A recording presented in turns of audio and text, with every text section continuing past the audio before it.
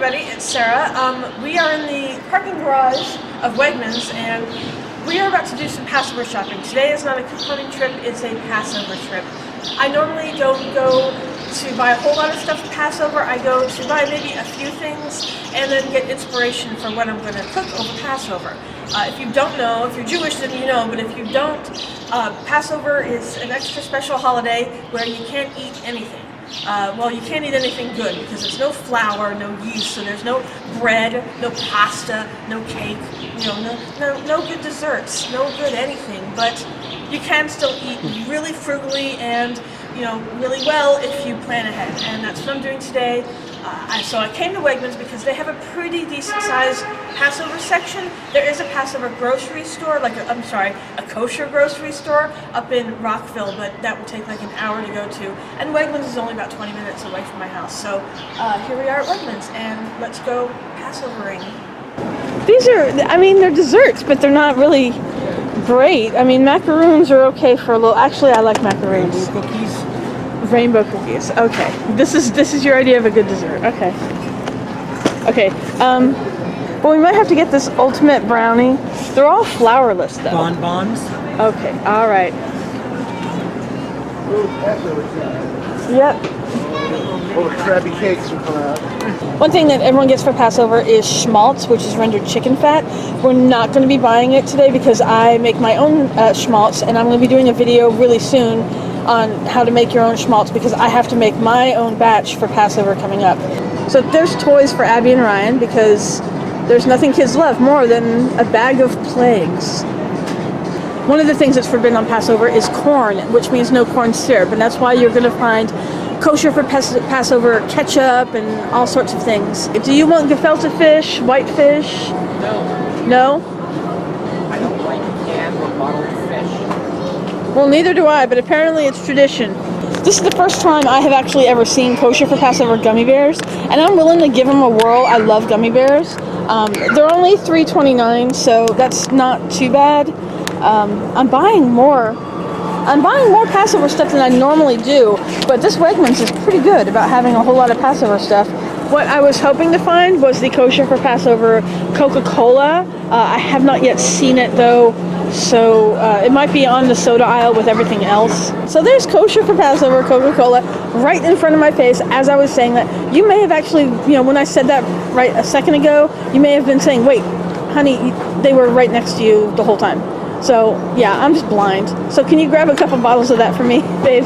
One thing I was actually concerned about over Passover was feeding my boyfriend's daughter. She is an extremely picky eater, and her main thing was that she always gets pasta when she comes on Tuesday nights. And I didn't know I was going to have to cook it separately for her, just for her. But there are some kosher for Passover pasta things, and I'm wondering if she would like that.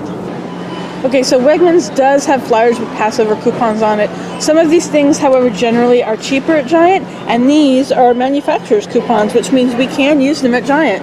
So we were going there anyway to get our regular groceries with the coupons, and they were also having a big sale on, and so that's where we're going to go next.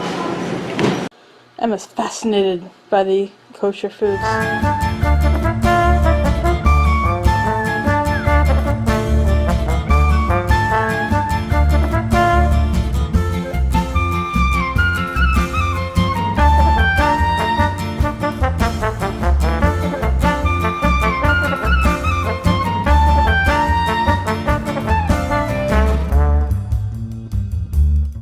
Okay, so now I think I'm all set.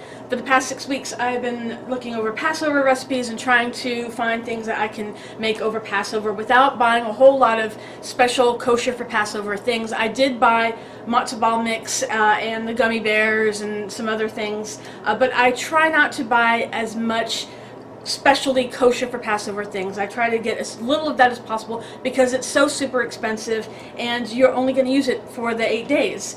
So I was going through, with my boyfriend, going through all the cookbooks. She had to get in the shot somewhere. Okay, well, here we go. Alright. So we looked through all the cookbooks, and surprisingly enough, this cookbook had almost nothing. There was very few Passover recipes in the Jewish cookbook, and those that were mainly for harose, and I make my own harose. I have my own recipe for that. So the Jewish cookbook, no good for Passover. I did find some really good Passover recipes in the Giant Supermarket magazine.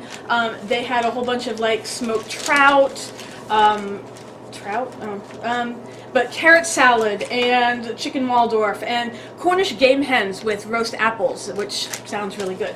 I also found a couple of really good dessert recipes in the church cookbook that Star's mom had.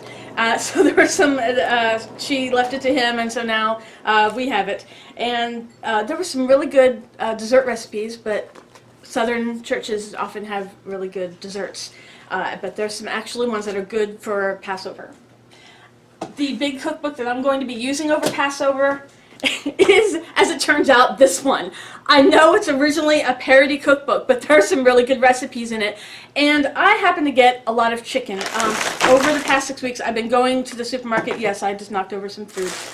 Early in the morning and getting the manager's specials, the ones that will that they had to sell that day because they're really discounted. And then I just took them home, put them straight in the freezer. So I have a whole bunch of chicken. I've got chicken thighs. I have chicken breasts. It's, you know, a lot of different pieces of chicken. So for different recipes, I think this one is going to be, I've already looked through, I think I'm going to, you know, make the chicken with onions. I also make my own salsa with canned tomatoes and frozen zucchini and frozen green peppers. I did buy some green peppers on sale, and I chopped them up, pre-diced them, and put them already in the freezer. And the zucchini as well, actually that was a frozen brand name, but I had a coupon, so it was really cheap. Over the past 6 weeks, I've just waited for sales. Blueberries went on sale, so they were bought and frozen. Strawberries, so those are going to make some really nice desserts. Basically, you know, I also got some fish, so that's going to be a nice meal at one point.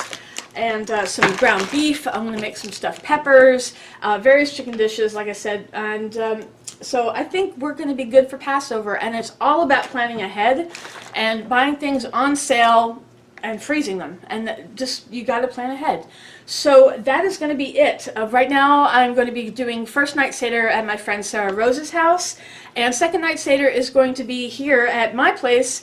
And we're going to be having Star's kids, and they've never had a Seder before, so I'm going to be kind of, I know it's not really proper to do, but I'm going to be writing out a little Seder. I'm going to be using sections of the Haggadah because they're young and they've never sat through a Seder before, so they're not going to want to sit through the whole hour and a half, 2 hour long Seder. So I'm just kind of streamline it, and we'll have a little mini Seder just so I can show them what a Seder is and what it's about. And so that is going to be it. So I'm going to be busy writing up the Seder and preparing for the Seder, for both the Seders that I'm going to be attending.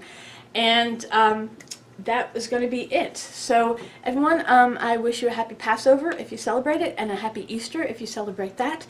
And I'll see you guys all next time. Bye.